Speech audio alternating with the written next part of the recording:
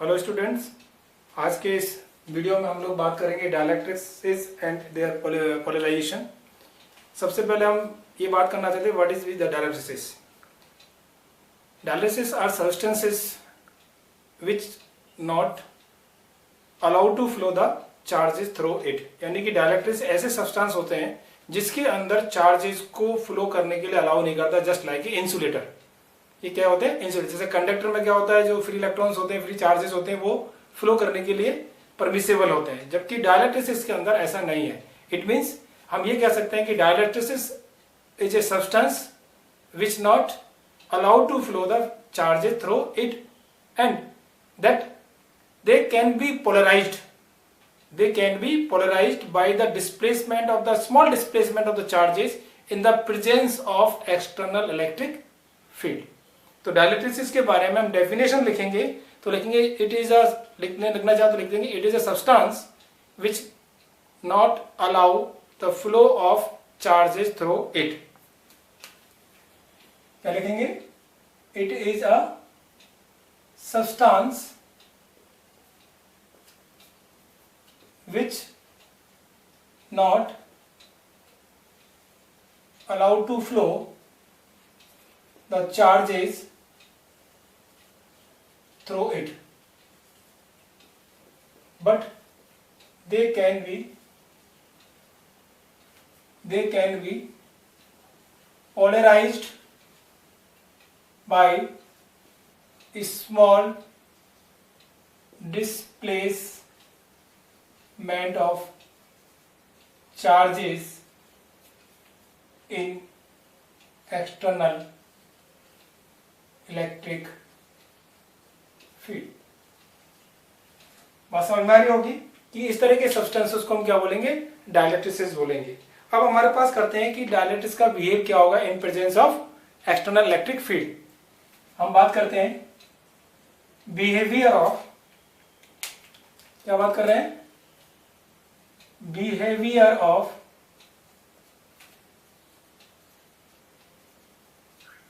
conductor and dielectric in presence of external electric field। कि अगर हमारे पास एक्सटर्नल इलेक्ट्रिक फील्ड में कंडक्टर को और डाइलेक्ट्रिक्स को रखा जाए तो क्या बिहेव होगा। हम दो बात करते हैं, एक क्या लेते हैं? कंडक्टर, और इधर लेते हैं हम डाइलेक्ट्रिक। सबसे पहले बात करते हैं हम इस कंडक्टर की। तो कंडक्टर में क्या होता है, सपोज ये कंडक्टर रख दिया और यहाँ एक्सटर्नल इलेक्ट्रिक फील्ड लगा हुआ है इस डायरेक्शन में। इस तरह से ये हमारे पास ई नोट क्या हो गया? That is external electric field. जैसे इस कंडक्टर को इलेक्ट्रिक फील्ड में हम प्लेस करेंगे तो क्या होगा? इसके जो फ्री चार्जेस है, नेगेटिव चार्ज इधर आ जाएंगे और पॉजिटिव चार्ज इधर आ जाएंगे, जिसकी वजह से एक इलेक्ट्रिक फील्ड इंड्यूस्ड होगा inside the conductor. That is called induced electric field inside the conductor, क्योंकि पॉजिटिव चार्ज इधर है और नेगेटिव चार्ज हमारे इधर आ गए। अब ये तब तक इंड्यूस्ड इलेक्ट्रिक फील्ड बढ़ता जाएगा जब तक कि एक्सटर्नल इलेक्ट्रिक फील्ड के इक्वल नहीं जाए। तो induce electric field is equal to external field. तो net electric field inside the conductor is equal to क्या हो जाएगा? 0। It means the induced electric field cancel to the external electric field, both the direction है difference. अगर हम बात करते हैं डाइलेक्ट्रिक्स की, अगर हमने कोई डाइलेक्ट्रिक्स को एक्सटर्नल इलेक्ट्रिक फील्ड में रखा जो कि इस डायरेक्शन में फ्लो कर रहा है, लेफ्ट टू राइट, तो क्या होगा? इसके जो चार्जेस होंगे वो यानी कि इसके मॉलिक्यूल जो होंगे रीओरिएंटेड होंगे और इसमें पोलराइजेशन आ जाएगा। पोलराइजेशन में क्या होगा? जो नेगेटिव चार्ज होंगे वो हमारे पास इलेक्ट्रिक फील्ड के अपोजिट डायरेक्शन में और पॉजिटिव चार्ज इलेक्ट्रिक फील्ड के एक्सटर्नल इलेक्ट्रिक फील्ड के डायरेक्शन में चले जाएंगे। यानी कि पॉजिटिव चार्ज यहां आ जाएगा और नेगेटिव चार्ज यहां आ जाएगा, जिससे कि हम इसको इस तरह से रिप्रेजेंट कर सकते हैं। इसको हम बोलते हैं पोलराइजेशन, यानी कि चार्जेस का, यानी कि नेगेटिव चार्ज कहां गए? Opposite to the electric field direction. Direct electric field की डायरेक्शन क्या है? जो एक्सटर्नल इलेक्ट्रिक फील्ड है उसकी डायरेक्शन क्या है? जो लेफ्ट से राइट जा रहा है, जो नेगेटिव चार्ज जा रहे हैं वो कहाँ जा रहे हैं, राइट से लेफ्ट, और positive charge is are displaced in the direction of electric field and they induced electric field inside the dielectrics. They set up the dipole movement. क्या करेंगे, ये एक डाइपोल मूवमेंट बन जाएगा, क्योंकि यहाँ पॉजिटिव और नेगेटिव हो गया तो यहाँ क्या बन जाएगा, एक डाइपोल मूवमेंट आ जाएगा, और इस डाइपोल मूवमेंट की वजह से एक इंड्यूस इलेक्ट्रिक फील्ड जनरेट होगा। ध्यान दीजिए वापस से, जैसे डाइलेक्ट्रिक को हमने एक्सटर्नल इलेक्ट्रिक फील्ड में रखा तो इसकी वजह से क्या होगा, इसमें एक डाइपोल मोमेंट इंट्रोड्यूस होगा, और उस डाइपोल मोमेंट की वजह से जो नेगेटिव चार्ज है वो नेगेटिव चार्ज जो है एक्सटर्नल इलेक्ट्रिक फील्ड के अपोजिट डायरेक्शन में मूव करेंगे, और पॉजिटिव चार्ज है जो एक्सटर्नल इलेक्ट्रिक फील्ड की डायरेक्शन में मूव करेंगे, जिसकी वजह से एक इलेक्ट्रिक फील्ड इंड्यूस होगा inside the dielectrics. But the induce electric field is not equal to the external electric field, that means they are not cancel to each other, they are not cancel to each other. यहां पर जो होगा, induce electric field is not equal to external electric field के बराबर नहीं होगा, तो इसमें एक नेट इलेक्ट्रिक फील्ड इंड्यूस हो जाएगा जो कि हमारे पास इसके बराबर होगा। इसको ई इंड्यूस लिखें या हम इसको ईपी लिखें, ड्यू टू द पोलराइजेशन। इसको क्या लिख सकते हैं, due to the polarisation. So this is the behave of the dielectric in presence of external electric field. So वापस से कह रहा हूं कि जब डाइलेक्ट्रिक्स को हम प्लेस करेंगे तो इसमें डाइपोल मूवमेंट सेटअप हो जाएगा। उस डाइपोल मूवमेंट सेटअप होने की वजह से हमारे पास एक इलेक्ट्रिक फील्ड इंड्यूस होगा जो कि इनसाइड द डाइलेक्ट्रिक्स होगा, लेकिन ये दोनों बराबर नहीं होंगे, और बराबर नहीं होने की वजह, और ये तब तक होते नहीं होंगे, इसलिए इन दोनों को कैंसिल नहीं करेंगे, और कैंसिल नहीं होगा तो इसमें नेट इलेक्ट्रिक फील्ड प्रोड्यूस हो जाएगा, और वो नेट इलेक्ट्रिक फील्ड होगा external electric field minus electric field induced or due to the polarization. Okay, now come to the type of dielectrics. You see, there are two types of dielectrics. One is polar dielectrics, second is non-polar dielectrics. What means the polar dielectric? Polar dielectrics means the molecule in which the center of positive charges is not coincide with the center of the negative charge of the molecule. यानी कि इस तरह का देखिए आप, यहाँ पर देखिए ये सेंट, इसके नेगेटिव चार्ज इधर है, ये पॉजिटिव चार्ज इधर है, तो इनका सेंटर कॉन्साइड नहीं कर रहा है। तो इस तरह का जो अरेंजमेंट होता है, इस तरह के जो मॉलिक्यूल होते हैं, उस तरह को हम बोलते हैं पोलर डाइलेक्ट्रिक्स। फॉर एग्जांपल हमारे पास H2O, HCl, मिथाइल अल्कोहल और मेथनॉल, ये इस तरह के जो मॉलिक्यूल्स पाए जाते हैं, या उनको हम क्या बोलते हैं, पोलर डाइलेक्ट्रिक्स। इसमें क्या होता है कि अगर हम बात करें पोलराइजेशन की, कि जब हमारे पास कोई एक्सटर्नल इलेक्ट्रिक फील्ड, ये पार्ट हमारा इधर का जो पार्ट है, this is part of without external electric field. अगर हमारे पास कोई एक्सटर्नल इलेक्ट्रिक फील्ड नहीं है और इस तरह के सब्सटेंस को हमने प्लेस किया है, देखा है, तो इसमें क्या होता है कि परमानेंट डाइपोल मोमेंट प्रेजेंट रहता है, क्योंकि देखिए नेगेटिव और पॉजिटिव चार्जेस अलग अलग हैं, तो क्या होगा, इसमें डाइपोल मोमेंट होगा, क्योंकि डाइपोल क्या होता है, the two equal and opposite charges separated by very small distance. So two equal and opposite charges separated है, so that is have the permanent dipole moment. So they have the permanent dipole moment. In absence of electric field, the dipole moment of different molecules, ये different molecules are random. अब random का मतलब क्या, देखिए इधर का negative positive, इसका dipole moment क्या होगा, लेफ्ट टू राइट, इसमें क्या होगा, राइट टू लेफ्ट, इसमें क्या होगा, अपर टू डाउन, इसमें डाउन टू अपर। तो इस तरह से क्या होगा, रैंडम है। रैंडम ओरिएंटेशन की वजह से net dipole moment of the substance is zero हो जाता है इन absence of external electric field. यानी कि ये जिगजैग, ये रैंडमली ओरिएंटेड रहते हैं, और उस रैंडमली ओरिएंटेड की वजह से इसका नेट डाइपोल मोमेंट क्या होता है, जीरो होता है। बेसिकली इंडिविजुअल मॉलिक्यूल का रहे तो इसमें हमारे पास डाइपोल मोमेंट है, परमानेंट डाइपोल, लेकिन जब इन सबकी बात कर रहे हैं तो रैंडमली ओरिएंटेड की वजह से नेट डाइपोल मोमेंट क्या हो जाएगा, जीरो। अब इस सब्सटेंस को हमने प्रेजेंट कर दिया, इस डाइलेक्ट्रिक्स को, इस पोलर डाइलेक्ट्रिक्स को हमने किसी एक्सटर्नल इलेक्ट्रिक फील्ड के में रख दिया।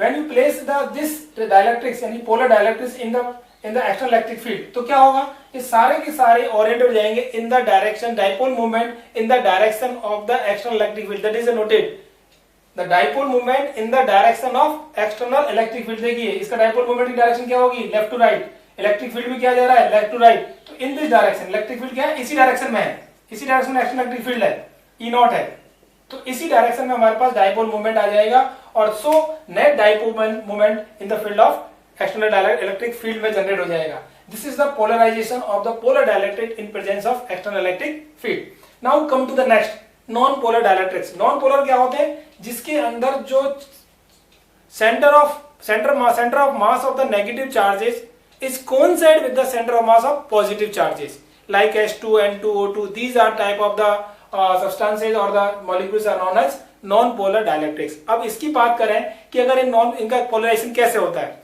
तो अगर हम एब्सेंस ऑफ इलेक्ट्रिक फील्ड की बात करें तो एब्सेंस ऑफ इलेक्ट्रिक फील्ड में अगर हम देखें तो इनके सेंटर्स मिले हुए हैं, कोइंसाइड कर रहे हैं, तो इसमें कोई भी डाइपोल मूवमेंट नहीं होगा।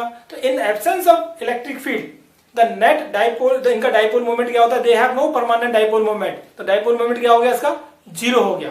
अगर जैसे ही हम इनको यानी कि नॉन पोलर डाइलेक्ट्रिक्स को इलेक्ट्रिक फील्ड में रखते हैं या अप्लाई करते हैं, electric field, extra electric field apply करते हैं, तो ये क्या होगा कि इनमें पोलराइजेशन हो जाता है और dipole moment in the direction of electric field generate होता है। देखिए कि जैसे ये कॉन्सेंट कर रहे हैं तो ये पोलराइज्ड हो गए। पोलराइज का मतलब नेगेटिव और पॉजिटिव चार्ज अलग अलग हो गए, कुछ डिस्टेंसेस पे आगे मॉलिक्यूल्स के। सी ये भी एक साथ थे, सर्किल में थे, और जैसे ये क्या हो गया? ओवल शेप में हो गया। ओवल शेप में मतलब जैसे इलेक्ट्रिक फील्ड में रखा तो negative charge in the opposite direction of the electric field और positive charge in the direction of electric field में ओरिएंटेशन हो जाएंगे। ओरिएंट हो गए, देखिए आप हो रहे। तो इससे क्या होगा? इसमें डाइपोल मूवमेंट प्रोड्यूस होगा और डाइपोल मूवमेंट की जो डायरेक्शन होगी वो एक्सटर्नल इलेक्ट्रिक फील्ड की डायरेक्शन में ही होगा, जिससे कि क्योंकि इधर जब इलेक्ट्रिक फील्ड हमारा इधर से लेफ्ट से राइट की तरफ जा रहा है तो डेफिनेट इधर पॉजिटिव चार्ज हुआ किसी भी चीज का, इधर नेगेटिव चार्ज हुआ, तो negative charge opposite to electric field और positive charge in the direction of electric field जाएंगे और इससे डाइपोल मूवमेंट डेवलप हो जाएगा और वो नेट इलेक्ट्रिक फील्ड जनरेट होगा जो कि एक दूसरे को कैंसिल नहीं करेंगे और वो हमारे पास आ जाएगा। ये हमारे पास इसका पोलराइजेशन कहलाता है। ओके, तो उससे हमारे पास डेफिनेशन क्या आती है पोलराइजेशन की? तो definition of polarization of dielectric क्या होता है? Polar and non-polar dielectrics is produce a net dipole moment in presence of external electric field. उसको डिफाइन कर सकते हैं the dipole movement per unit volume, net dipole movement per unit volume. तो कैसे define करें, क्या लिखेंगे? Polar and non polar dielectric set up net dipole moment in presence of external electric field. It is represented by the P, ये vector quantity है, इसको हम लिख सकते हैं पर P is equals to net dipole moment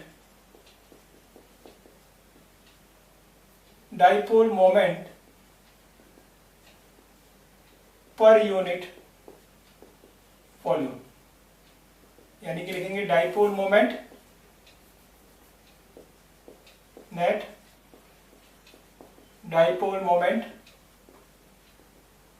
upon volume. ये हमारे पास इसका एक आ जाएगा।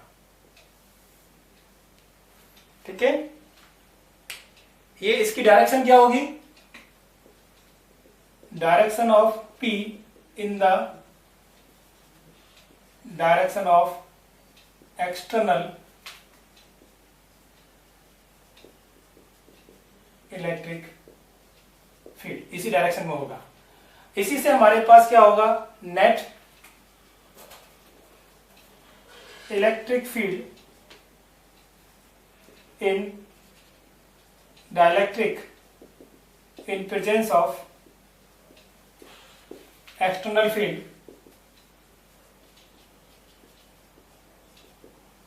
क्या हो जाएगा? अभी मैंने बताया था E इज इक्वल हो जाएगा E naught minus EP। EP मतलब है induced electric field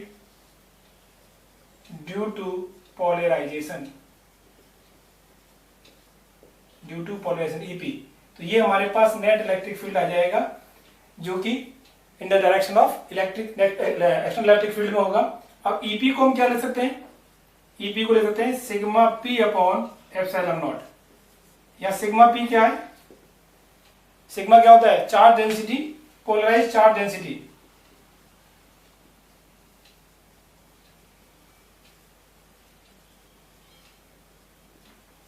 polarise polarize से मतलब समझ रहे हैं, जब हम डाइलेक्ट्रिक्स को रखते हैं, ये हमारे पास इलेक्ट्रिक फील्ड इस तरह से जा रहा है इन दिस डायरेक्शन, तो ये ऐसे पर नेगेटिव पर चला जाएगा, पॉजिटिव जाएगा, तो ये हमारे पास माइनस में सिग्मा पी और ये प्लस सिग्मा ई, इससे हमारे पास एक इंड्यूस जिसे ईपी बोला मैंने, ये इस डायरेक्शन में होगा, तो इन दोनों के minus, that is called polarized charge density. ये पहले नहीं थे, लेकिन जैसे इलेक्ट्रिक फील्ड रखा तो नेगेटिव और पॉजिटिव चार्जेस, अब इधर तो नेगेटिव आ गया opposite to the external electric field और पॉजिटिव आ गया in the direction of electric field, इससे जो इसको बोला हमने पोलराइज्ड चार्ज डेंसिटी। बात समझ आ गई? इसी से हमारे पास निकाल सकते हैं डाइलेक्ट्रिक कांस्टेंट, ठीक है, इससे हम डाइलेक्ट्रिक कांस्टेंट निकालेंगे। अब आ जाइए डाइलेक्ट्रिक कांस्टेंट क्या होगा। हमारे पास दो तरह के इलेक्ट्रिक फील्ड जनरेट हुए, एक net electric field in presence of external electric field और एक एक्सटर्नल इलेक्ट्रिक फील्ड, तो इससे हमारे पास डाइलेक्ट्रिक कांस्टेंट हो जाए, it is the ratio of, ये किसके बराबर होगा, K is equal to, it is the ratio of external electric field to the net electric field, ये हमारे पास आता है ये। और नेट इलेक्ट्रिक फील्ड हमारे पास क्या होता है, हमने ये हमारे पास क्या है, नेट इलेक्ट्रिक फील्ड, और ये किसके बराबर बताया हमने, E नॉट माइनस ईपी, ठीक है। अगर हम यहां रख दें E not divided by E naught minus EP, तो ये भी एक रेशियो बन गया। और इसको आगे देखें, इससे आएगा sigma upon epsilon not, sigma upon epsilon not minus sigma P upon epsilon not, तो ईपी इज इक्वल टू क्या होता है, sigma upon epsilon not, sigma P upon epsilon not, और ई नॉट क्या होता है, एक्सटर्नल इलेक्ट्रिक फील्ड। तो इसको सॉल्व करेंगे तो हमारे पास आ जाएगा sigma upon sigma minus sigma P, ये भी के की वैल्यू हो जाएगी। तो आप देख सकते हैं के की वैल्यू जहां जैसी जरूरत हो हम इसको यूज कर सकते हैं। और फर्स्ट चैप्टर में हमने पढ़ा था dielectric constant K is equal to electrostatic force in vacuum to the electrostatic force in the medium, वहां भी हमारे पास आया था और इसमें भी आया था। तो इस तरह से हम निकाल सकते हैं। अगर हम पोलराइजेशन डेंसिटी की बात करें, किसकी बात करें, पोलराइजेशन डेंसिटी जो हमने पढ़ा था अभी,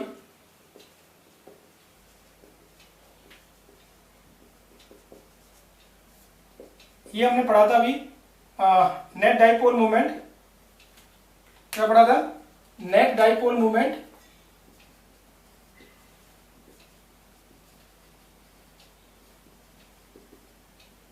पर यूनिट वॉल्यूम, ठीक है। तो इसी चीज को अगर हम बात करें तो ये हमारे पास किसके बराबर होता है, सिग्मा पी के बराबर होता है।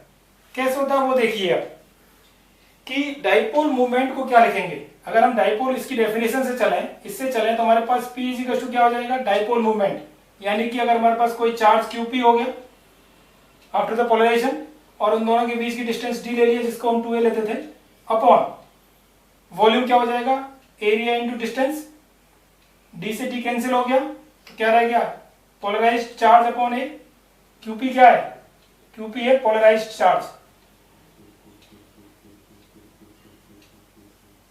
और D क्या है, distance between charges, equal and opposite charges, और एरिया,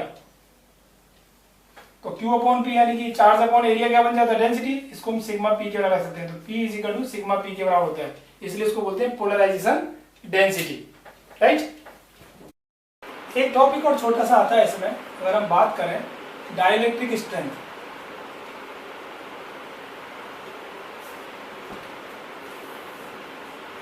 ये क्या होता है, देखो इसको समझ लीजिए। डाइलेक्ट्रिक स्ट्रेंथ, अगर हम किसी डाइलेक्ट्रिक्स को किसी एक्सटर्नल इलेक्ट्रिक फील्ड में रखते हैं और एक्सटर्नल इलेक्ट्रिक फील्ड को हम इंक्रीज करते जाते हैं, और इंक्रीज करने के साथ उसकी जो ओन प्रॉपर्टी है इंसुलेटिंग वो रहती है, और ऐसी मैक्सिमम इलेक्ट्रिक फील्ड तब तक वो अपनी प्रॉपर्टी को नहीं छोड़ता है, वो उसकी स्ट्रेंथ होगी। फॉर एग्जाम्पल हम करते हैं कि हमारी खुद की ताकत होती है, हम किसी काम को कर रहे हैं, जब तक हमारे पास एनर्जी है, जब तक हमारी पावर है, हमारे पास कोई शक्ति है, तब तक हम करेंगे। उसके बाद भी कोई काम कराएगा तो हम क्या करेंगे, बीमार हो जाएंगे, टूट जाएंगे। तो सेम इसी तरह से अगर कोई भी डाइलेक्ट्रिक सब्सटेंस को अगर किसी एक्सटर्नल इलेक्ट्रिक फील्ड में रखें और एक्सटर्नल इलेक्ट्रिक फील्ड की स्ट्रेंथ को हम बढ़ाते चले जाएं, तो एक पोजीशन ऐसी आएगी कि वो क्या करेगा कि जो आउटर मोस्ट सेल है, उसके इलेक्ट्रॉन्स हैं, उनको डिटैच कर देगा, और डिटैच करते क्या होगा कि वो इसके अंदर चार्जेस फ्री हो जाएंगे, और चार्जेस फ्री होते क्या बन जाएगा, वो कंडक्टर बन जाएगा। तो इट मींस, तो what is the dielectric strength, the maximum external electric field in which the dielectric is not leave own property of insulating, that is known as dielectric strength. तो क्या लिखेंगे हम? The maximum external electric field at which the dielectric is not leave the own insulating property is known as dielectric strength। I think so ये समझ में आ गया होगा कि जो मैक्सिमम तक जहां तक हम ले जा सकते हैं वहीं तक ही वो अपनी प्रॉपर्टी को बना के रखता है और उसके बाद जैसे ही वो छोड़ देता है। तो आज के हमने इस वीडियो में, इस लेक्चर में हमने केवल डाइलेक्ट्रिक्स और उसकी पोलराइजेशन के बारे में बताया है कि डाइलेक्ट्रिक्स क्या होते हैं, उसके कितने फॉर्म होते हैं, पोलर और नॉन पोलर, और वो किस तरह से बिहेव करते हैं इन presence of external electric field, और उसकी वजह से जो पोलराइजेशन होता है उसकी क्या वैल्यू होती है, किस तरह से हमारे पास उसकी डायरेक्शन होती है, उसके बारे में हमने आज इस लेक्चर को दिया है। Thank you.